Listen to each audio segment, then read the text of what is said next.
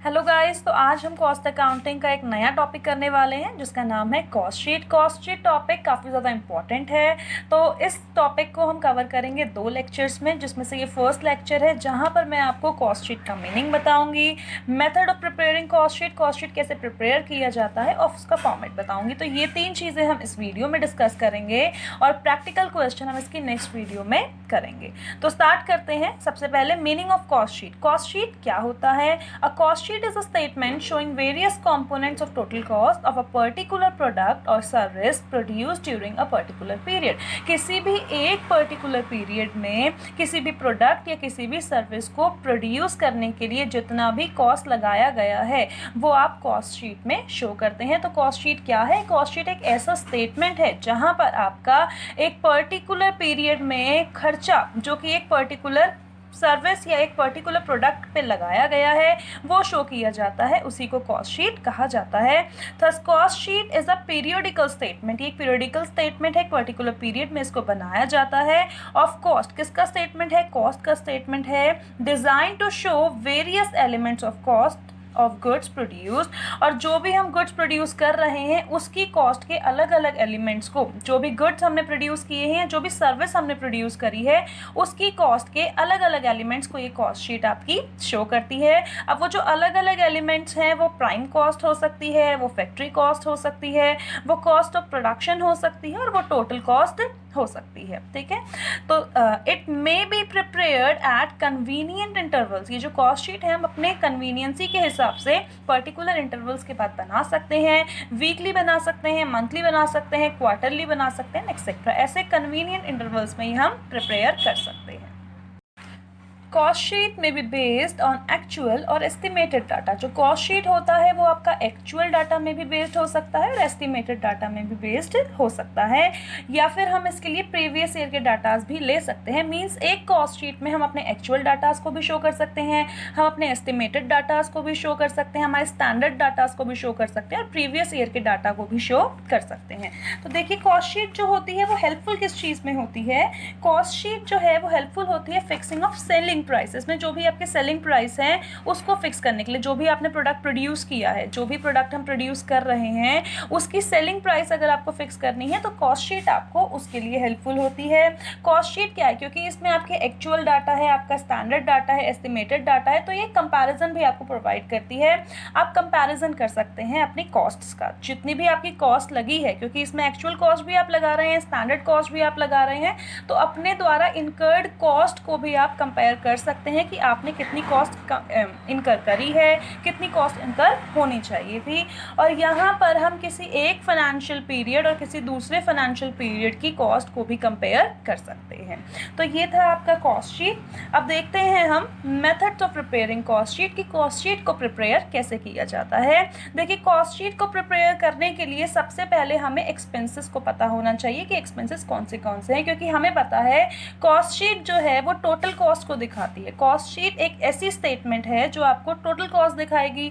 तो total cost के लिए सबसे पहले आपको एक्सपेंसेस पता होने चाहिए। तो एक्सपेंसेस यहाँ पे आपको देखने को मिलेंगे 2 तरीके के, या तो एक्सपेंस डायरेक्ट होंगे या तो एक्सपेंस इनडायरेक्ट होंगे।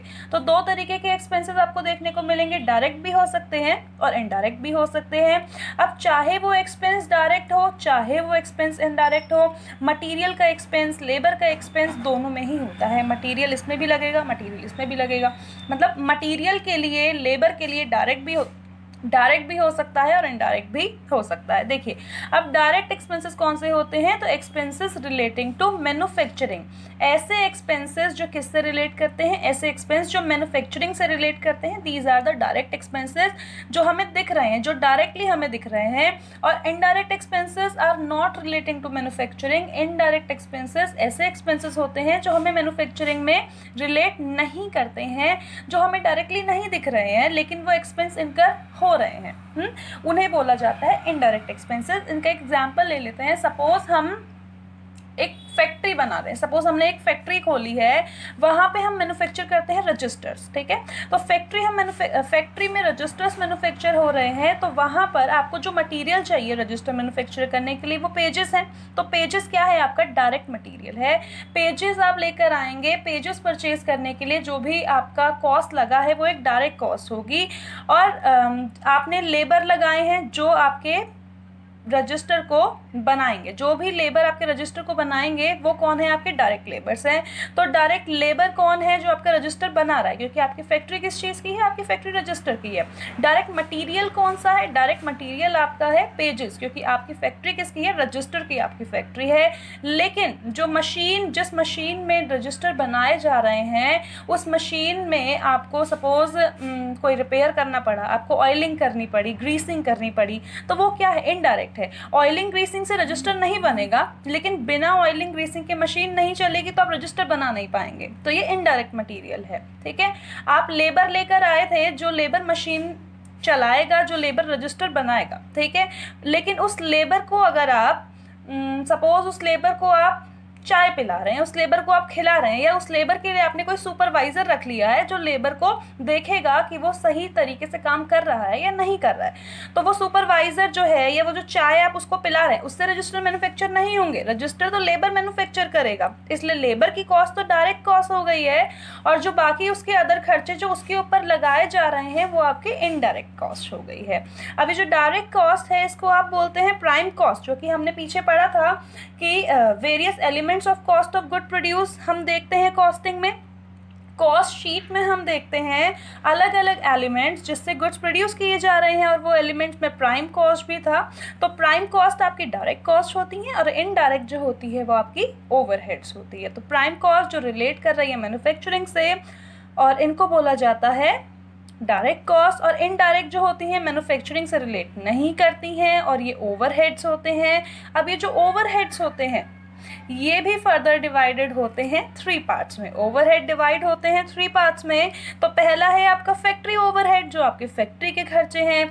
दूसरा है आपका ऑफिस ओवरहेड, जो आपके ऑफिस के खर्चे हैं।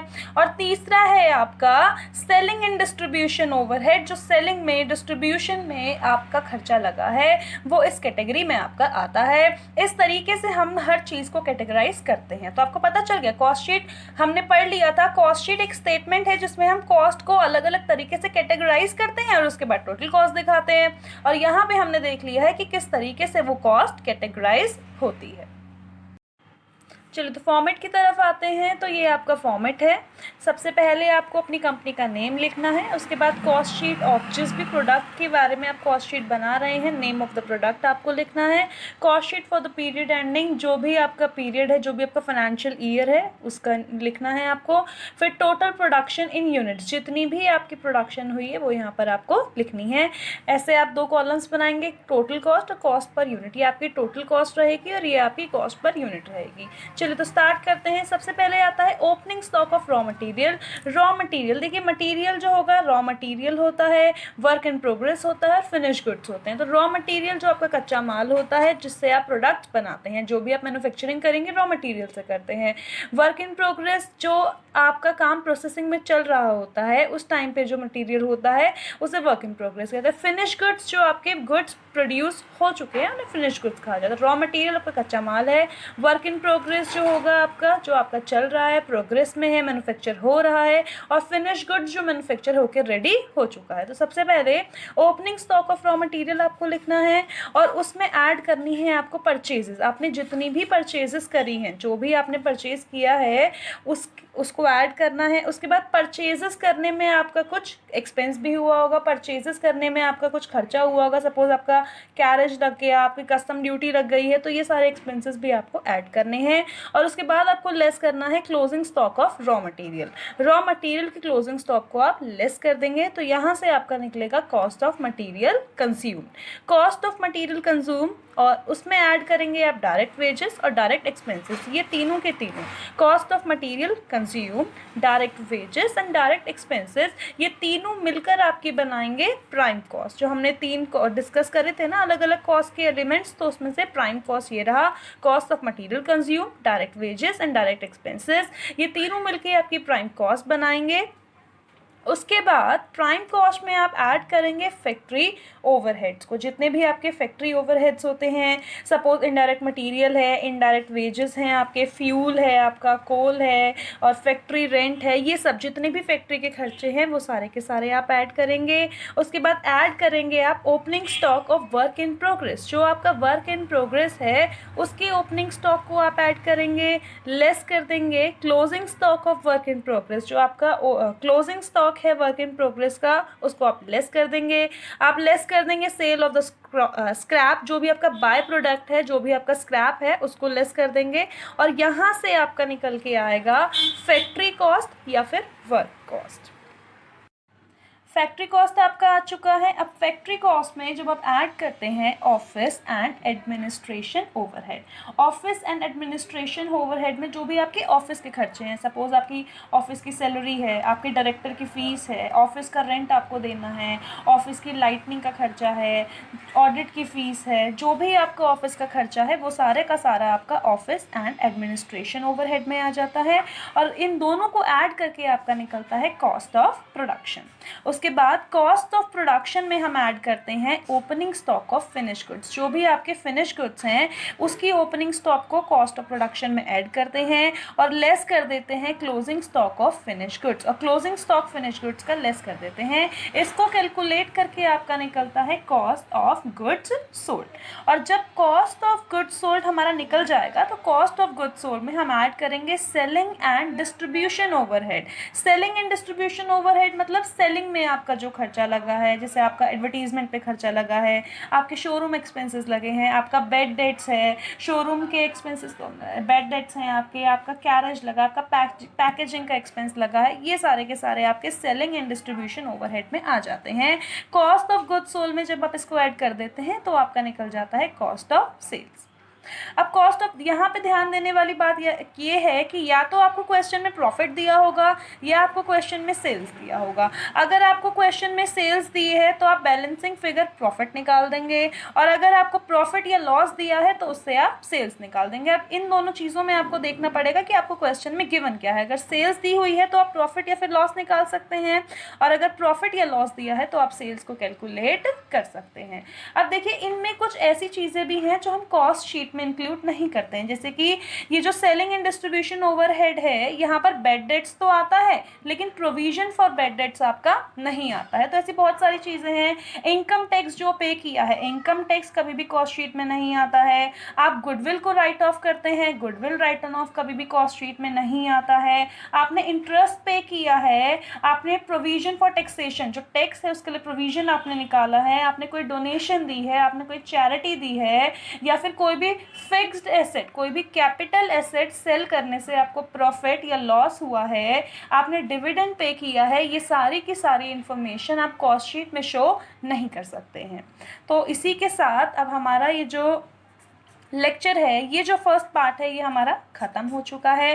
होपफुली आपको ये इन्फॉर्मेशन मेरी पसंद आई हो। अगर आपको मेरी इन्फॉर्मेशन पसंद आई है तो आप इस वीडियो को लाइक कीजिए, मेरे चैनल को सब्सक्राइब कीजिए और इसके बाद नेक्स्ट वीडियो में हम आपके लिए इससे रिलेटेड प्रैक्टिकल क्वेश्चंस लेकर आएंगे। Thank you so much.